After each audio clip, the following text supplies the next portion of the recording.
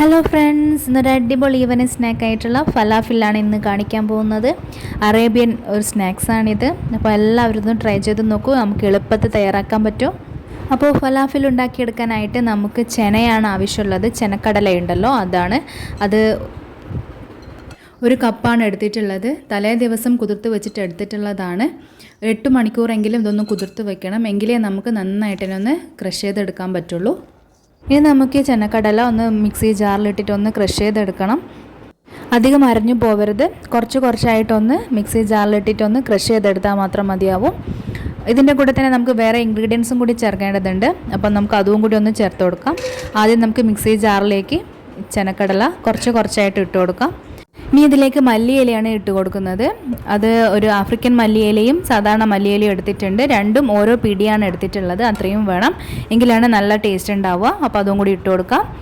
ഇനി ഇതിലേക്ക് ഒരു സവാള കട്ട് ചെയ്തിട്ട് അതും കൂടി ഇട്ട് കൊടുക്കാം.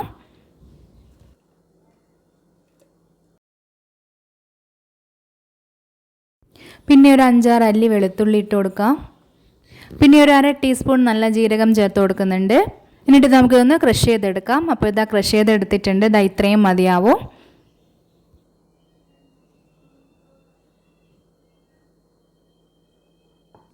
അടുത്തതായിട്ട് നമുക്ക് ഒരു ബൗളിലേക്ക് ക്രഷ് ചെയ്തിട്ടുള്ള മിക്സ് ഇട്ട് കൊടുക്കാം.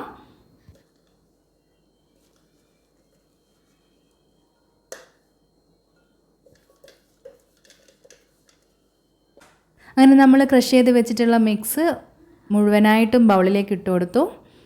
ഇനി ഇതിലേക്ക് നമുക്ക് മസാലകളൊക്കെ ചേർത്ത് കൊടുക്കണം.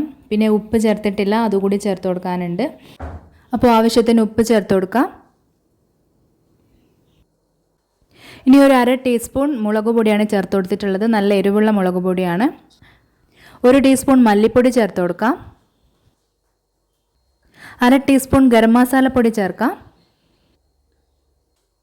1/2 ടീസ്പൂൺ കുരുമുളക് പൊടി ചേർത്ത് കൊടുക്കുന്നുണ്ട്. കുരുമുളക് പൊടിയുടെ ഫ്ലേവർ ഇഷ്ടമുള്ളവർക്ക് കുറച്ചും കൂടി കൂടുതൽ എടുക്കാവുന്നതാണ്. ഇനി നമുക്ക് നന്നായിട്ടൊന്ന് മിക്സ് ചെയ്തെടുക്കാം. പൊടികളൊക്കെ എല്ലാ ഭാഗത്തും ഒന്ന് എത്തട്ടെ.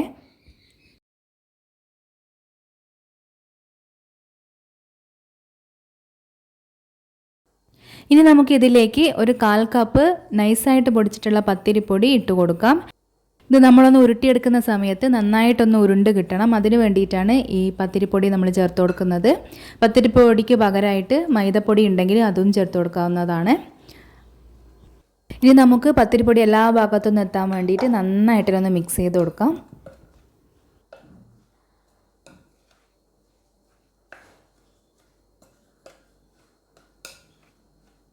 അപ്പോൾ നമ്മുടെ മിക്സ് ഇവിടെ റെഡി ആയിട്ടുണ്ട്. ഇനി നമുക്കിത് ഫ്രൈ ചെയ്തെടുക്കണം. അപ്പോൾ അതിന് വേണ്ടിയിട്ടൊരു പാനൊന്ന് അടുപ്പത്ത് വയ്ക്കാം. നന്നായിട്ട് ചൂടായിട്ടുള്ള പാനിലേക്ക് കുറച്ച് വെളിച്ചെണ്ണ ഒഴിച്ച് കൊടുക്കാം. അപ്പോൾ നമുക്ക് ഫലാഫിലിൻ്റെ പോലെ ഒന്ന് പരത്തിയെടുക്കണമല്ലോ. അതിന് വേണ്ടിയിട്ട് ഞാൻ എടുത്തിട്ടുള്ളത് ഒരു ചെറിയൊരു മൂടിയാണ്. അതിലേക്ക് കുറച്ച് മിക്സ് ഇട്ട് കൊടുത്തിട്ട് നന്നായിട്ടൊന്ന് പ്രസ് ചെയ്ത് പരത്തിയെടുക്കുകയാണ് ചെയ്യുന്നത്. ഇതുപോലെ ഒന്ന് നിറച്ച് കൊടുത്തിട്ട് ഒന്ന് പ്രസ് ചെയ്ത് കൊടുക്കാം.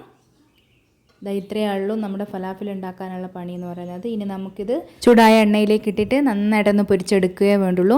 അപ്പോൾ നമുക്കിത് ചൂടായ എണ്ണയിലേക്ക് ഇട്ട് കൊടുക്കാം.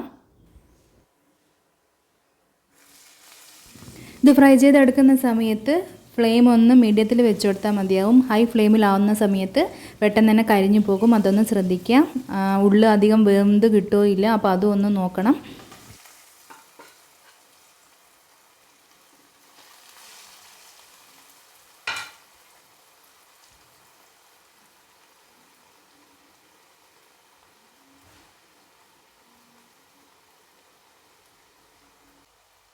അപ്പോൾ ഇത് ഒരു ഭാഗം നല്ലതുപോലെ കളറൊക്കെ മാറി വന്നിട്ടുണ്ട്. ഇനി നമുക്ക് മറ്റേ ഭാഗം കൂടി ഒന്ന് മറിച്ചിട്ട് കൊടുക്കാം. എന്നിട്ട് 2 ഭാഗവും ഒരു ഗോൾഡൻ ബ്രൗൺ നിറാവുന്ന സമയത്ത് നമുക്കിത് സെർവിങ് പ്ലേറ്റിലോട്ടേക്ക് മാറ്റാവുന്നതാണ്.